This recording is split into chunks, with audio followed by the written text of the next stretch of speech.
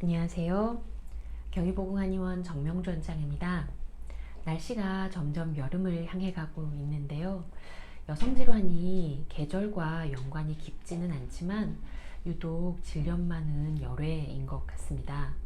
더워지는 날씨에 앉아만 있는 생활로 온도와 습도가 높아져 균의 번식에 좋은 환경이 만들어지기 때문인데요. 질 내에 정상적으로 살고 있는 유익한 균은 산소를 필요로 하는 데 반해 질염을 일으키는 균은 산소 없이도 생존할 수 있고 보통 현기성 세균이라고 하죠. 칸디다라는 곰팡이 균은 높은 습도와 온도가 균이 증식하는 데 아주 적절한 환경을 만들어줍니다. 그래서 꽉 조이는 옷이나 라이너 착용, 앉아있는 시간이 길어지는 등의 밀폐된 환경은 질염을 유발하는 균에게는 좋은 환경일 수밖에 없습니다. 질염을 얘기할 때 우선 유익한 균, 즉 정상세균총이라고 하는데 그 정상세균총에 대해서 먼저 말씀을 드려야 할 것 같은데요. 질은 외부로 개방된 조직이기 때문에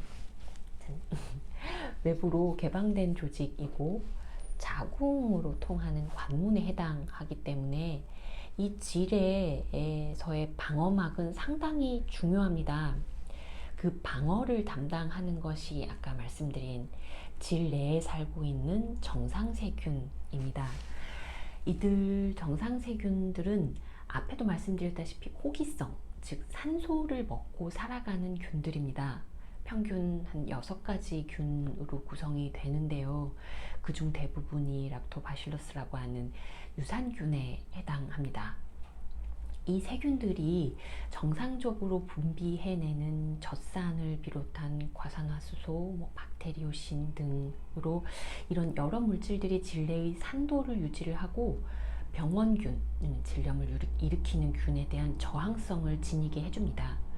그런데 이런 정상세균들이 줄어들게 되면 질 내의 산도도 유지가 되질 않고 항균 물질들도 나오지도 않아서 전체의 5%에 불과하던 병원균들이 과증식을 해서 100배에서 1000배 정도 많아지게 됩니다.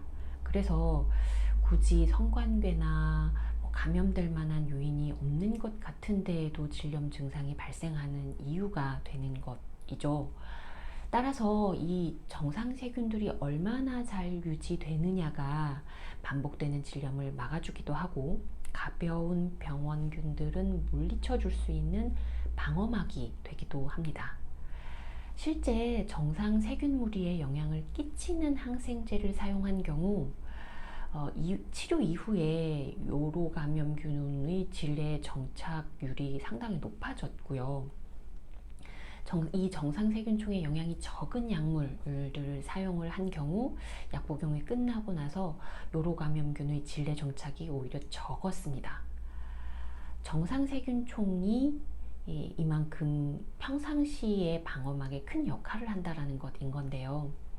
질염의 급성기 이후에도 질 내의 정상 유산균이 잘 유지될수록 재발의 빈도가 낮아지는 것인 거죠.